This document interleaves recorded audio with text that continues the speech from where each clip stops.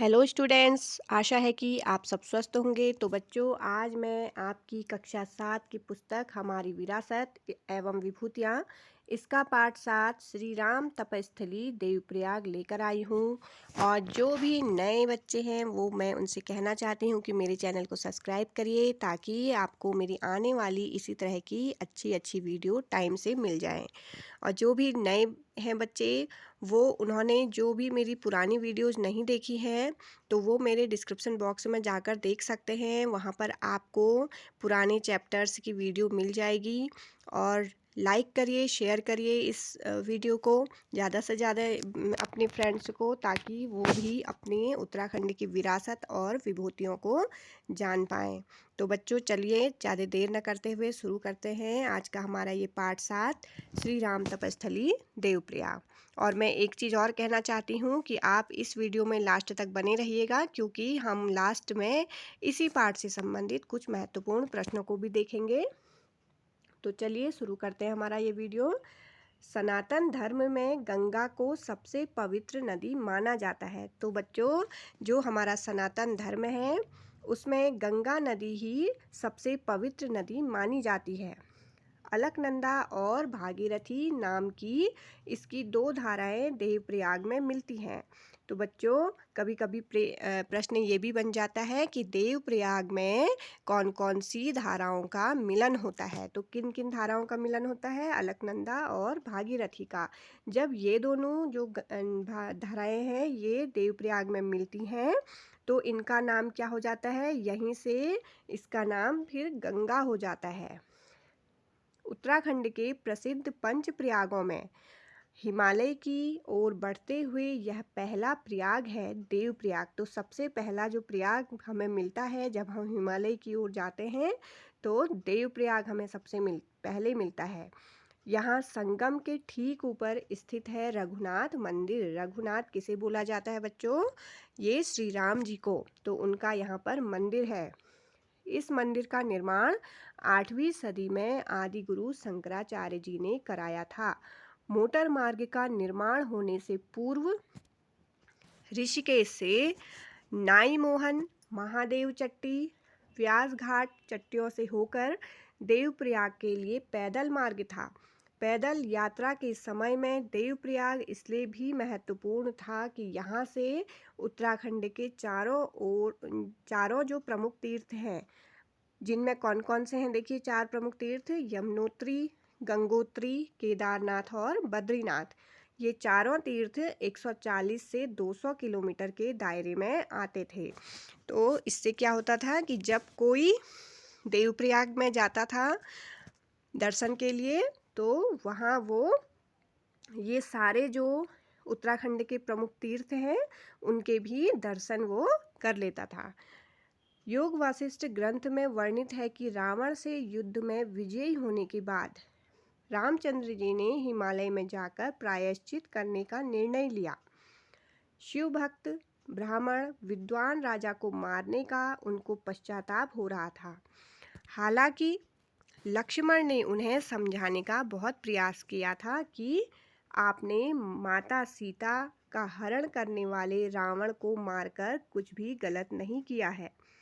इस पर श्री राम ने लक्ष्मण को शांत भाव से बताया कि दुष्टता का समन करना तो सर्वथा उचित है। समन मतलब उसका नाश करना। प्रायश्चित तो मुझे ज्ञान और भक्ति के शमन का है।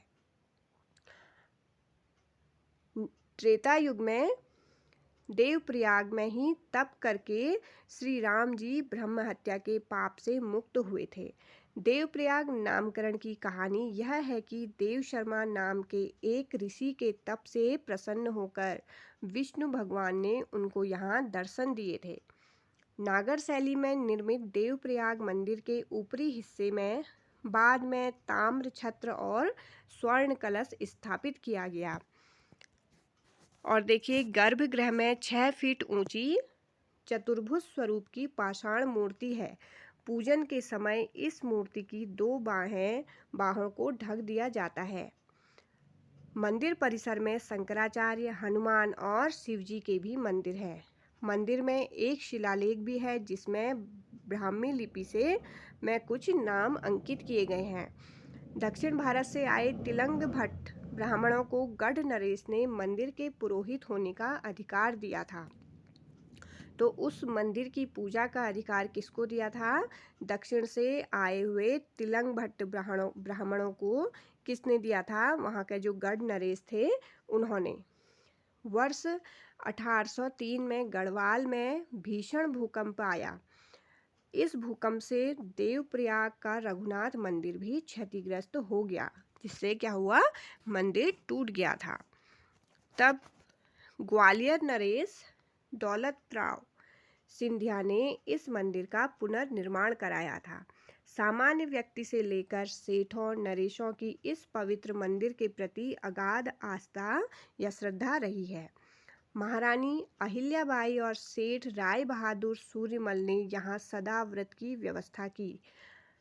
देवप्रयाग से विष्णु भगवान के 5 अवतारों का संबंध माना जाता है। इनमें देखिए कौन कौन से 5 अवतार हैं वो: वराहशिला, वामन गुफा, नरसिंहाचल पर्वत और परशुराम तपस्थली के साथ श्री राम को शामिल कर संख्या 5 हो जाती है। इसके अतिरिक्त रामचंद्र जी की जो बहन है शांता की, वह तपस्थली भी यहीं के क्या है? समीप में ही है।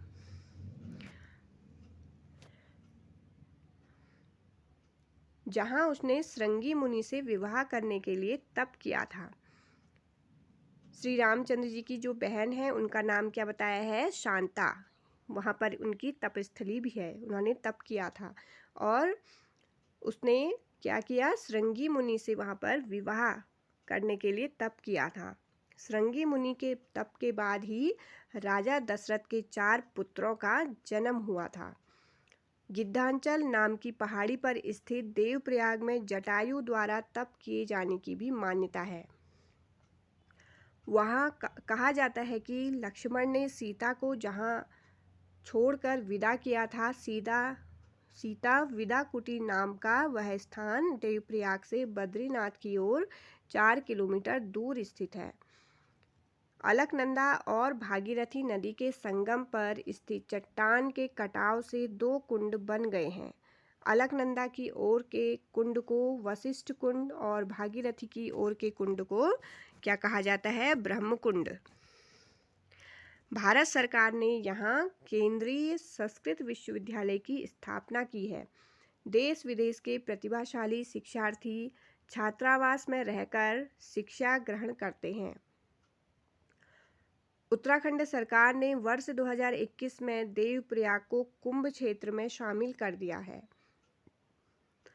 इससे देवप्रयाग नगर पंचायत और समीपवर्ती तीर्थ स्थलों के विकास की गति में तीव्रता आई हुई है।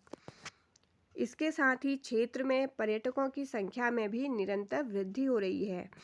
तो देखिए बच्चों, उत्तराखंड सरकार ने 2021 में क्या किया? देवप्रयाग को, इतने पवित्र स्थान को किस में शामिल किया है? कुंभ क्षेत्र में। और यहाँ पर देखिए, जब इसे इसमें शामिल किया तो बहुत सारे लोग यहाँ देव दर्शन के लिए आए और इससे क्या हुआ? इससे तीर्थ स्थलों के विकास में, इसकी गति में बहुत ज़्यादा तीव्रता आई है। पर्यटकों की निरंतर वृद्धि हो रही है। स्थानीय निवासी प्रसिद्ध ज्योतिषी और खगोल शास्त्री पंडित चक्रधर जोशी द्वारा दशरथांचल नाम की पहाड़ी पर स्थापित वेधशाला और संग्रहालय भी श्रद्धालुओं और पर्यटकों के आकर्षण का केंद्र है। बसंत पंचमी को यहाँ एक बड़ा मेला लगता है। मकर संक्रांति, वैसाखी और रामनवमी के अवसर पर भी मंदिर व संगम पर बड़ी संख्या में श्रद्धालु स्नान पूजन के लिए आते हैं। तो देखिए बच्चों, हमने यहाँ पर अभी देखा कि श्री राम जी का जो मंदिर है, रघुनाथ मंदिर, वो किस तरह से बना था और देवप्रयाग क्यों प्रसिद्ध है। तो अब हम यहाँ पर इसके कुछ महत्वपूर्ण प्रश्नोत्तरों को भी देखेंगे। पहला प्रश्न देखिए, सनातन धर्म में सबसे पवित्र नदी किसे माना गया है? तो ये माना गया है गंगा नदी को। दूसरा प्रश्न देखिए, गंगा नदी किन 2 धाराओं के संगम से बनती है? तो इसमें कौन कौन सी धाराएं मिलती हैं? देखिए, अलकनंदा और भागीरथी। तीसरा प्रश्न देखिए, अलकनंदा और भागीरथी का संगम कहाँ होता है? तो ये कहाँ पर मिलती हैं? देवप्रयाग में। चौथा प्रश्न देखिए, पंच प्रयागों में देवप्रयाग का स्थान कौन सा है? तो ये सबसे पहला प्रयाग है। जब हिमालय की ओर जाते हैं पंच प्रयागों में तो सबसे पहले हमें मिलता है देवप्रयाग।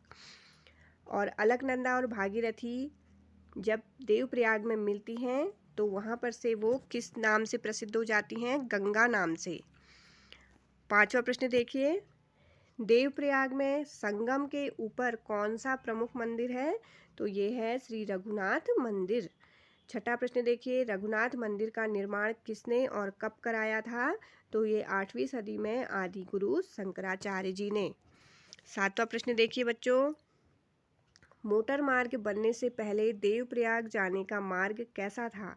तो वहाँ देखिए ऋषिकेश से पैदल मार्ग था। आठवां प्रश्न, पैदल यात्रा के समय देवप्रयाग का विशेष महत्व क्यों था? क्यों था ये देवप्रयाग का महत्व?